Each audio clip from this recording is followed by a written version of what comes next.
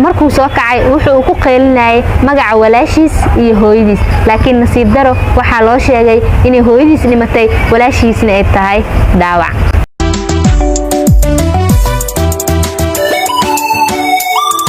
السلام عليكم ورحمة الله تعالى وبركاته. أصحابتي القاليساتين في عنتين حالدين ثورة موقع سوماهن وولاشي مريم الجوا إذن لصو لاوتي فيديو كلا عصب إن شاء الله وحرجينا إن أتكهلي دونتان مانتو حايدين وذا برنامج عصب أتكوذ هلي دونتان إن مانتي جكذا لما جوجو حاوي برنامج عصب إذن وذا قصة آد وحنون بدن لو حايس ده أصحابتي لو ذاك سيعيقن وفايدستان معلوم جكذا لو وحا أكرني مانتو حاوي قصة لو ذاك وورين هدي أجينا كعصبتا وحكا عسنا إنا سبسكرايب إي سارتو جنباليل كفرو لاج إي سار سيدو كلا أصحابتي ولو haddii uu ku cajibi fiidiyogan waxaa ka codsanaa inaad commenti ugu reebto si aan u soo badiyo. qisada waxay dhacday 1972 waxayna ka dhacday koonfurta Mareykanka dalka Uruguay. 1972 waxaa jirtay koox ciyaarta loo yaqaano rugby oo ka dhisan jaamacad kamid ah jaamacadaha magaaladaas. kooxdan waxay la ciyaartay kooxo badan oo ka dhisan magaaladaas wayna ka badisay maadaama ay ahaayeen koox adag waxay balansadeen kooxo kale waxaa loo diyaariyay diyaarad qaas ah waxayna qaateen 4 maalin oo fasax aadeen magaalada Santiago ee caasimadda Chile. diyaarad waxaa ka banaanayd 10 kursi waxaa la dhahaa qof kasta wuxuu soo wadan karaa asxaabtiisa ama familkiisa. kooxda inta badan waxay soo wateen asxaabtooda laakiin Nando oo ka tirsanaa ciyaartooyda ciyaarto wuxuu soo watay walaashiisa iyo hooyadiisa. 2 Oktoobar 1972 diyaaradda waxay kasoo duushay airportka magaalada Uruguay. diyaaradda waxaa saarneed 45 qof 5 qof waxay ahaayeen shaqaalaha diyaaradda inta kalena waxay ahaayeen kooxda iyo dadkii la socday. diyaaradda markii uu soo dhawaatay buuraha Andes jawigu wuu isbedelay.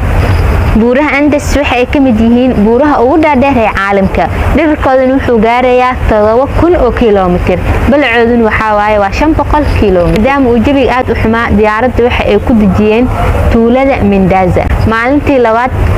13 Oktoobar 1972 jawigu wuxuu noqday sidiisuu ku soo laabtay wuxuu noqday mid caadiska ah kadib wayna soo baxay. diyaaradda waxaa waday nin la dhaho Julio wuxuuna ahaa pilot khibrad leh 9 mar ayuu maray buuraha Andes. caadi ahaan buuraha dhaadheer waxaa lagu wareegtaa 10 daqiiqo laakiin Julio waxay ku qaadatay 3 daqiiqo. 3 daqiiqo kadib Julio wuxuu u maleynayay inuu ka dhex baxay buuraha Andes laakiin markaas ayuu si fiican u dhaxgalay. intaa kadib jawigu wuu isbedelay kooxduna waxay dareemeen oksijiin la'aan waxaana soo galay cariyaamo. diyaaradii waxay ku dhacday buur ka mid ah buuraha Andes kadibna diyaaradii way burburtay. waxaa ku dhintay 12 qofood. dadkii diyaaradda saarnaan waxaa ka soo haray 33 qofood. kadib dadkii waxay bilaabeen inay meel gooni ah u socaan dadkii dhintay. Nando oo ka mid ahaa ciyaartooyda diyaaradda saarneed asna waxaa lagu daray dadka dhintay. dadkii badbaaday waxay ku sugnaayeen xaalad aad u adag maadaama ay 4 dhinac ka jirtay baraf iyo buur. maalintii koowaad waxay seexdeen diyaaradda dhexdeeda. waxay seexdeen haraaga diyaaradda. waxaa ula jeedaa diyaaradda markii ay burburtay waxay sameeyeen diyaaradda labada qayb burburkii isku aadisteen meel ay seexdaan ay ka heleen. meeshaas jawigeedan wuxuu ahaa inkastoo jawigeedu ahaa jawi aad u xun qabowgeedan uu ahaa -30 digrii. subaxii labaad way soo kaceen waxayna ku soo kaceen buuxa diyaaradda way farxeen gacmihii diyaaradda u taageen si loo caawino laakiin nasiib daro diyaaraddu way cadeed meesha ay joogeen waxay ahayd meel aad u cad waa la fahmi waayay. kadib waxay iskaga soo laabteen diyaaradda dhexdeeda waxayna dadkii la socday 5 ka mid ah ayagoon hurdada ka soo kaceen. waxaa dhintay 5 qof. 5taas qofna waxaa ka mid ahaa pilotkii labaad ee diyaaradda. maalintii saddexaad waxaa soo kacay Nando. saan hore u soo sheegnay Nando waxaa lagu daray dadkii dhintay. markuu soo kacay wuxuu ku qeylinayay magaca walaashiis iyo hooyadiis laakiin nasiib daro waxaa loo sheegay inay hooyadiis dhimatay walaashiisna ay tahay dhaawac. saddexaad sidaas ay ku dhameysteen. maalintii afraad sidoo kale ayaan sidaas ay ku dhameysteen. maalintii shanaad waxaa la isku daray Nando iyo 3 qof kale si ay u soo raadiyaan meel ay ka baxaan laakiin nasiib daro maysan soo helin meel ay ka baxaan. maalintii toddobaad Nando wuxuu dareemay inay walaashiis dhima rabto maadaama ay ahayd mid dhaawacay wuxuuna dhahay walaasheeda hal ii keeno dhabteeda la soo saaro waxayna dhimatay maalintii 8aad maalintii 11aad maalintii 5aad sidaas ay ku dhameysteen maalintii 11aad diyaaradii waxay ka dhex heleen raadiyo kadib way soo qaadeen raadiyo anteenada u taageen newska ayaa waxay ka maqleen arin xun arintaas oo ahayd in la joojiyay baaritaankii lagu raadinayay diyaaradii burburtay kadib wayna naxeen maadaama aysan haysanin ciyaartooydii wax ay cunaan waxay cunno ka dhiganayeen kuraasmanka diyaaradda ay cunayeen sidoo kale waxay biyo iyo caawitaan ay ka dhiganayeen barafkii intay soo qabtaan dhalaalinayeen dan markaas ay cabayeen Roberto oo kamid ah ciyaartooyda ahaana arday medicalka bartay wuxuu soo jeediyay maadaama aysan haysanin wax borotiin ah ee dadkan cunayeen diyaaradii iyo biyo barafkii ay dhalaalsanayeen wuxuu soo jeediyay in ay cunaan dadkii dhintay maadaama aysan haysanin wax borotiin ah si ay ugu helaan borotiin 29 Oktoobar 1972 oo ku aadneyd maalintii 17aad ayaa ayagoo hurdayeen waxa ku soo dumay baraf diyaaradii kor dhacday ay dhan way asmeen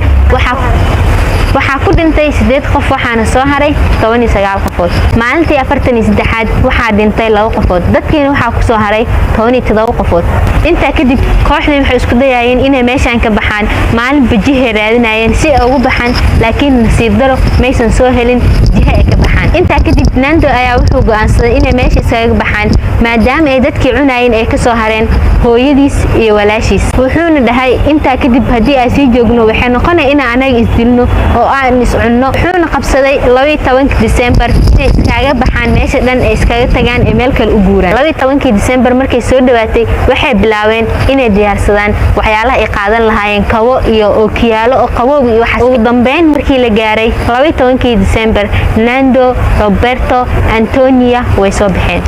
markii ay soo baxeen waxay koreen buur aad u dheer buurtaasna waxay ku qaadatay in ay koraan 3 maalin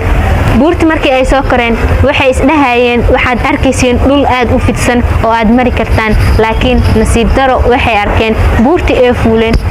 buuro kale oo aad ugu dhaadheer ay arkeen buurta ay saarnaayeen buuro kale dhaadheer aad u naxeen way niyad jabeen